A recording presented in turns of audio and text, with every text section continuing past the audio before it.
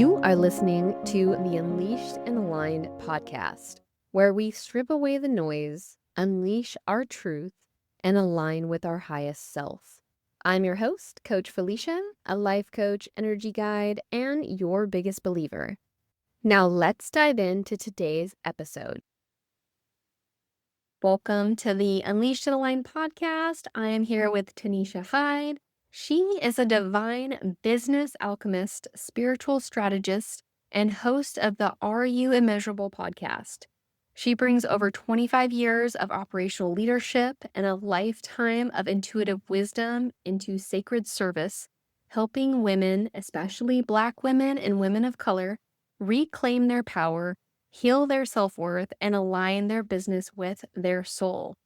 Through a unique blend of strategy, shadow work, and energetic healing, Tanisha supports heart-led entrepreneurs, priestesses, and spiritual seekers in creating thriving, purpose-driven lives and businesses. Whether channeling dragon fire Reiki, building holistic systems, or guiding others through sacred transformation, her work fiercely reminds us that we are not broken, we are becoming. Welcome to the podcast.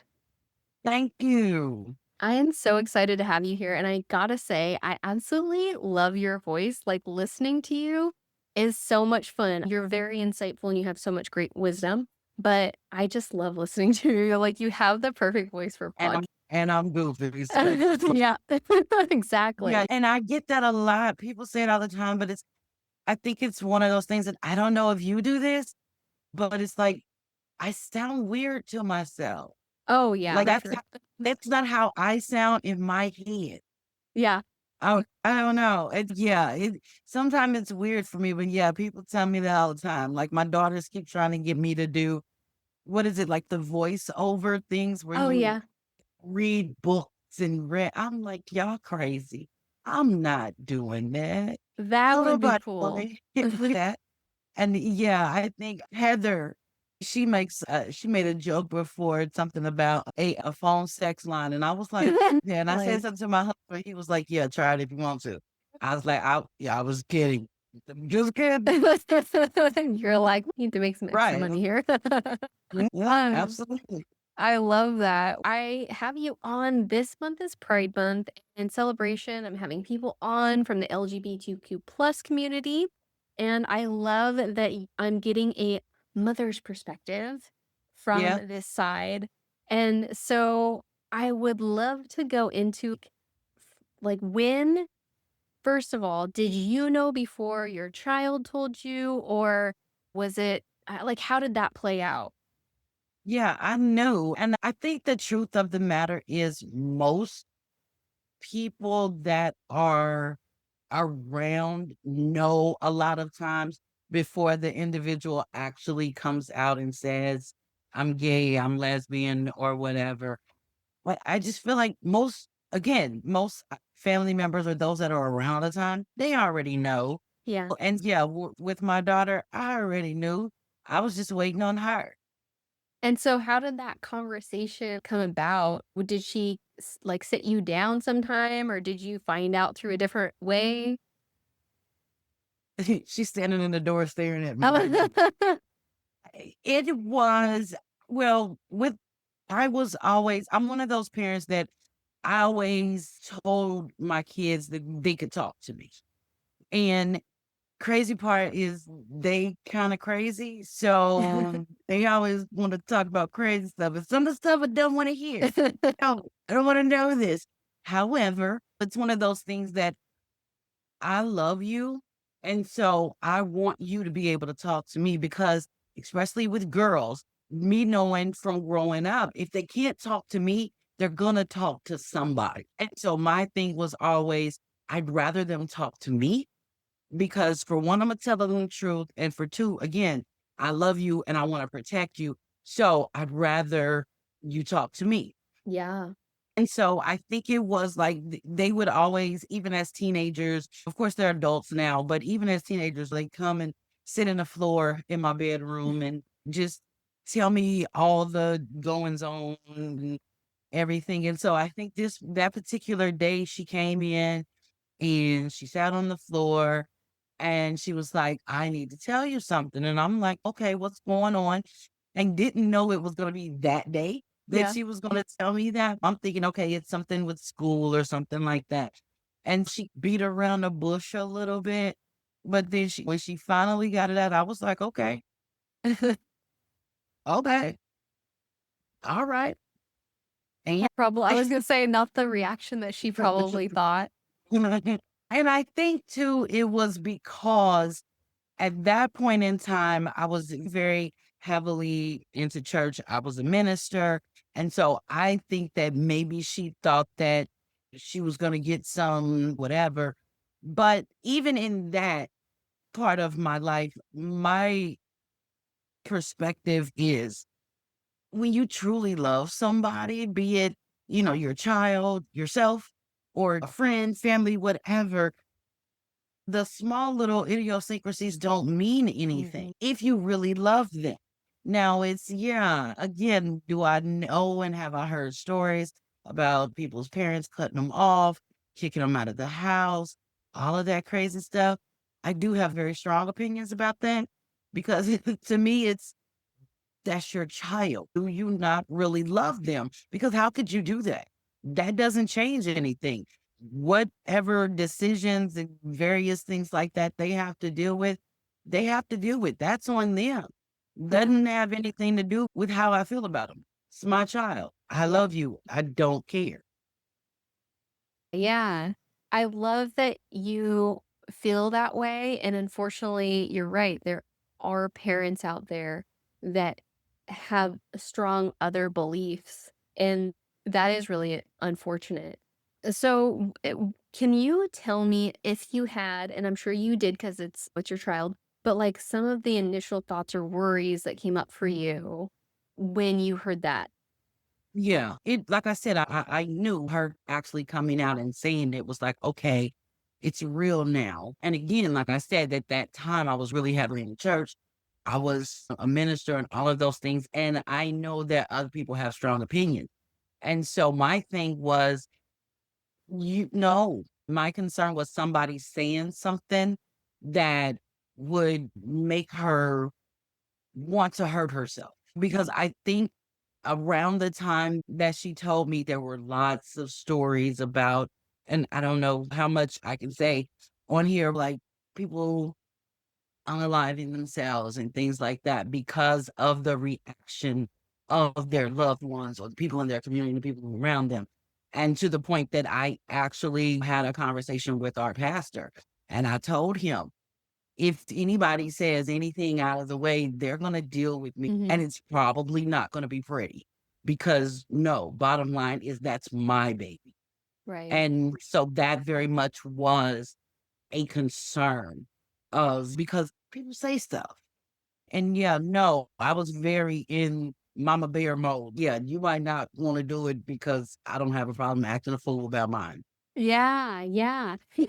And I'm curious if you have any as a parent, and if there was somebody struggling with maybe their parents don't understand them and they feel isolated, or maybe they're getting bad feedback from their community.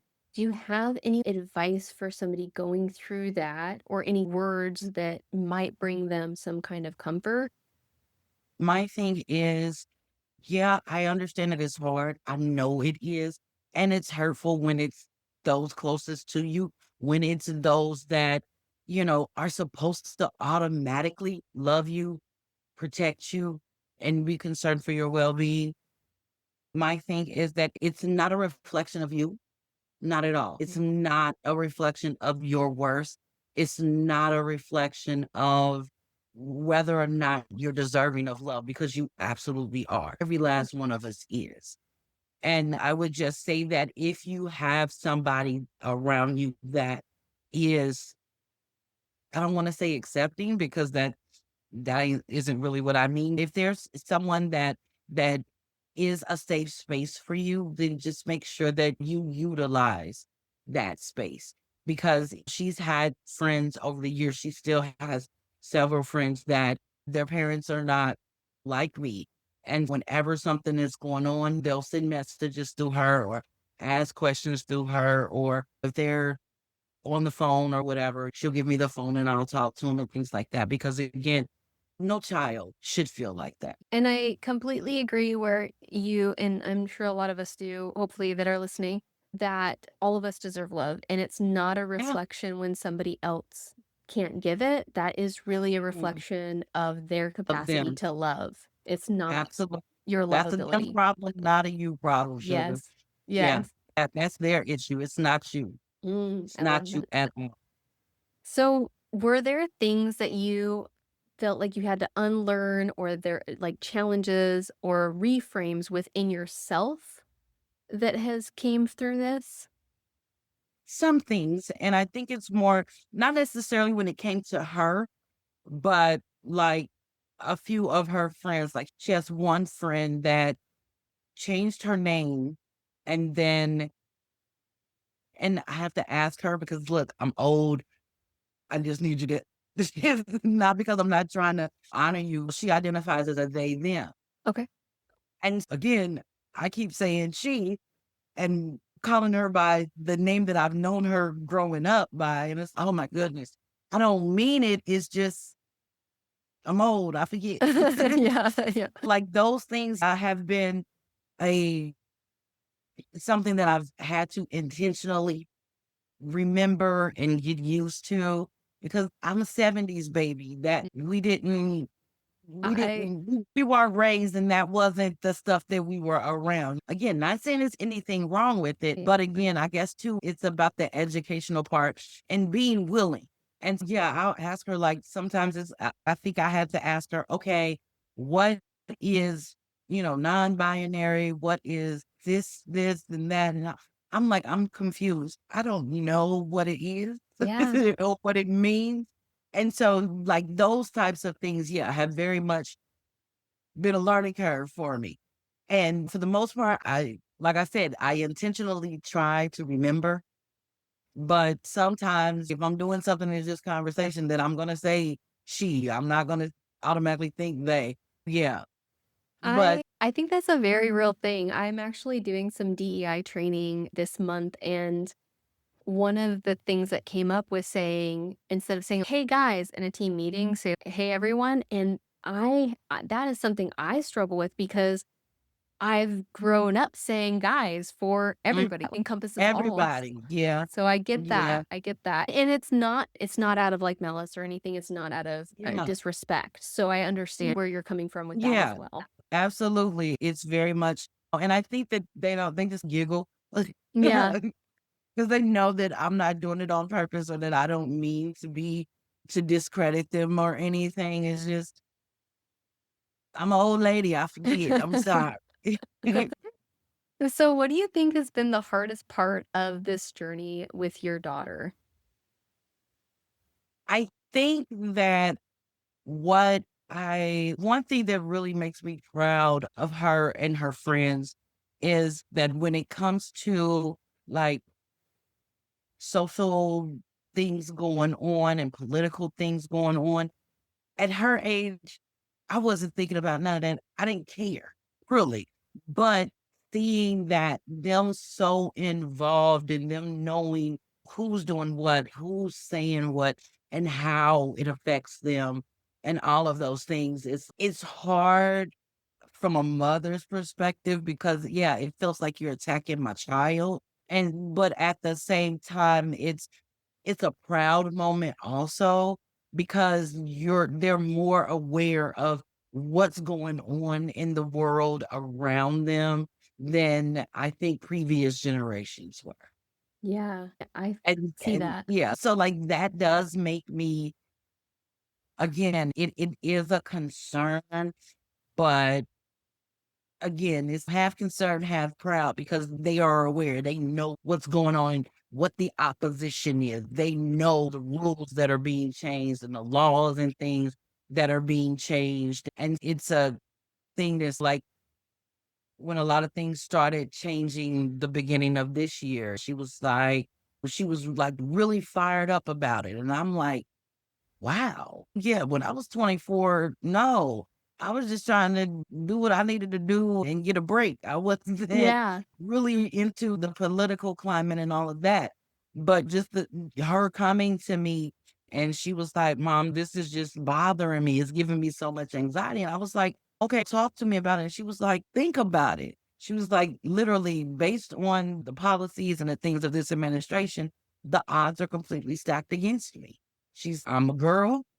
I'm black. I'm a lesbian and she's disabled. You know what? Wow. It wasn't really something that I thought about from that lens. So it was something that was like, ooh, okay. Yeah. Yeah. I can see how that would be scary. Yeah. And once she said it, then I was like, damn, okay. The only thing I could do was let her know, hey, it's gonna be all right. And I think that a lot of younger people are more into the activism and Mhm. trying to push for the things that they want for the future. And I think that's amazing. Yeah. And like you said, I think a lot of us in a 70s, 80s probably didn't care about that stuff as much. And I think Mm-mm. that's a really good thing. I think a lot of people are scared right now and it's a stressful time, but I do believe that if we don't push back and if we don't stand our ground and if we don't push for that change, Mhm. it's gonna make it worse. I know a Yeah. lot of people are like, "I wanna leave this country," and these type of things, but if you do that, you're not really contributing to that change, and Because it's we changed. Yeah. it's just like you can go back in history, and if Martin Luther King didn't stand up for things, then what would happen? Yeah. It's people Yeah. like that we need to Yeah. keep everybody Absolutely. else going, and I Yeah. think there's so many people that contribute to it that don't get named, that are in the lines Yeah. and stuff, but I do Mhm. feel like it's all that momentum, it's all the people that continuously, like, push for our rights, Yeah. and so I think that's a really amazing thing that, like you said, Yeah. that these young people care about. Yeah, it definitely is because I think too that they have that the what yeah, she's Gen Z. So I think they very much have that whole thing to stand up and say what they feel. Whereas again, 60s, 70s, 80s, we were taught to what happens, you just have to deal with it Yeah, and you keep pushing. And there's a totally different mentality. And I think that is a benefit to them in a lot of ways. yeah, In some ways, yeah, they just loud and wrong, but who's not in their 20s? Yeah, we were all loud and wrong, yeah, but, oh, still from that perspective, I think that it is a really good thing, especially when it is your rights and things being taken away from you. yeah, yeah. I speaking of being loud and wrong, it just reminded me because I seen this the other day, and I absolutely love how Barack Obama speaks. I love listening to him speak. I've always thought he was an amazing speaker, and he was speaking, and there's all these kids that were like protesting against what he was speaking on, and they were being loud, and they tried to take them out, and he stopped them and was like, "No, you leave them here because Yeah, I want to educate them. You're not going to make changes by being loud and disruptive. There's a mhm, process to it." And he like literally educated them on this is a process. This is why we do this. This is why, and you can stay and state your opinions, but being disruptive is not going to help the cause. And I was like, we need right, him. We need this guy yeah, forever. I just love the yeah, way he says things and yeah, helps people see it in the way that's productive. yeah, Um, and that's a big part of, like we're saying, how change happens. Most of the time, we're raised and we're taught in bubbles, in mhm. silos, if you will. You know what I mean? And so, yeah, you only know what's around you. You only know what those that have taught you what they knew. So you have to be open as you go out into the world to expand your horizons and things. And so, yeah, you may not really know how things really do work. You just know what somebody told you. And again, we all have varying degrees and varying levels of biases about so many different things. We all have them. Yeah. Yeah, some are a lot more out in the open and things like that than others, but we all have them. And so we all have to have that teachable mindset. We have to be willing to learn even if we're wrong, we have to be willing to, okay, get a full understanding of it. You know what? I totally misunderstood that. I totally missed the boat on whatever. And I appreciate you taking the time to show me the light, if you will. Yeah. And that's the only way anybody's going to learn anything. That's the only way anything is ever going to get any better, regardless of what it is. Yeah, I agree. And that's exactly why I wanted to have people like you on so that we could talk about these things that I feel like some people shy away from the conversations because they're not sure how to approach it and Yeah. they're not sure how to. I think a lot of people don't ask questions because they think that they're going to get a negative reaction or people are going to get offended. And I think that if you feel like that, for me, it's about the way you say it. Hey, I'm really Yeah. genuinely curious. And I Yeah. some people might still get mad and that's like on them, but I feel like most people want to help people learn and be educated on things. And it's an it's always an educational opportunity on either side. Mm, The one being asked and the one asking. You know what I mean? Because yeah, in some instances, either side can fly off the handle and it's just ridiculous. Depending again, excuse me, depending on your culture, how you were raised, and again, your experiences and what you deal with on a day-to-day basis. Yeah, some of us do. We get sensitive sometimes. yeah, We do. We do. for sure. Sometimes you get sick and tired of being asked the same Yeah, doggone yeah, all the doggone time. At the same time, it's all in how you want to present. How do you want to present yourself? How do you want to be received? So even if, yeah, somebody asks you a question and you don't think it's appropriate, you can still ask, why are you asking me that? yeah, Or, why do you need this information or what have you? And you don't have to be mean and malicious in order to do it. And even though I'm a very stern person, and sometimes when I say things because I don't have a filter, it just comes out and it's, "Ooh, I didn't mean it like that. My bad." Again, it's one of those things that you have to look at things a lot of times, and I think that's something that a lot of times we don't do. Look at it from the perspective of the other person. yeah, You just honestly may not know. You just may not know. yeah, And okay, so this is my opportunity. Like you said with President Obama, this is an opportunity for me to help you to learn something that mhm, you don't know. yeah, yeah. I love that. We might have touched on this a little bit, but what have you learned about yourself since your child came out? I think that I've learned that I'm a lot more understanding than I thought. I'm a lot more I have always been willing to learn. I don't know. If you're around me, I'm one of those, I call myself a forever learner. I always want to learn new things and stuff like that. And I find it fascinating to learn about different cultures, different people, how they think and how they do things and why they do them and all of that. For me, I even in, okay, yeah, I know that this is what's going on. Okay. When she tells me, no big deal, I don't care, moving right along. But even still, I find myself a lot more intrigued than I thought I would be. Yeah, A lot more, okay, how is life on the other side? That's that type of thing. So it's almost like taking the seat of I'm the child, she's the parent, because I'm learning from her experiences because that's not an experience that I've had. And always wanting to know. I ask questions all the time. Okay, I don't know what this is. What does this mean?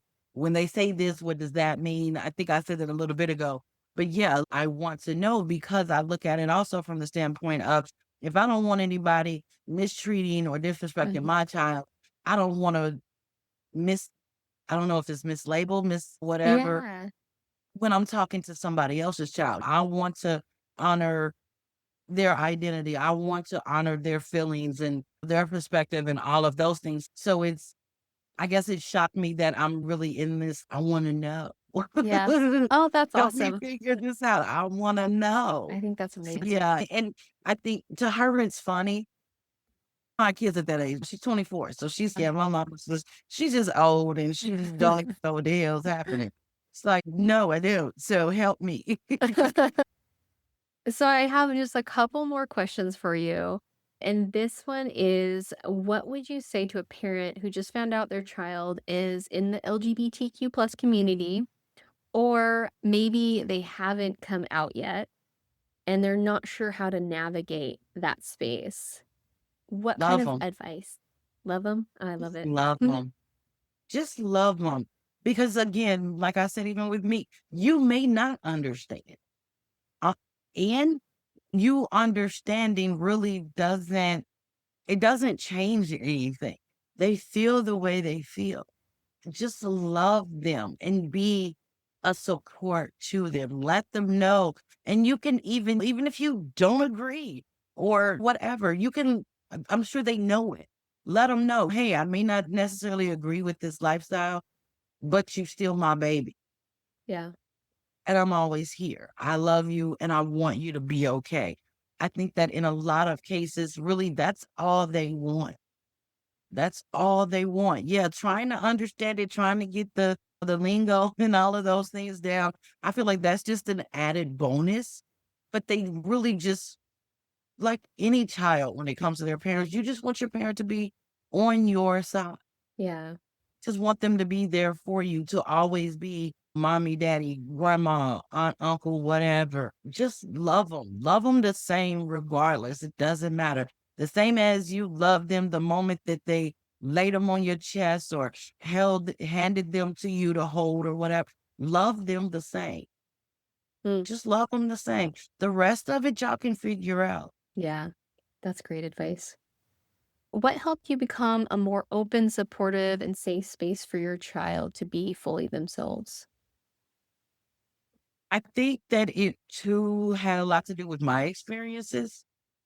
No, I wasn't a part of the LGBTQ and all of that, but I'm a little black girl that grew up in the Midwest. So I know what it's like to get the weird looks. I know what it's like for people not to want to associate with you because of something you have no control over. So I think that that too was part of the reason that I was like, yeah, no, nobody gets to say anything. And even if you want to say it, you better not say it where I can hear it. So, yeah, I very much having that protective mentality because of things that I've experienced. I come from a racially mixed background. My grandmother is white.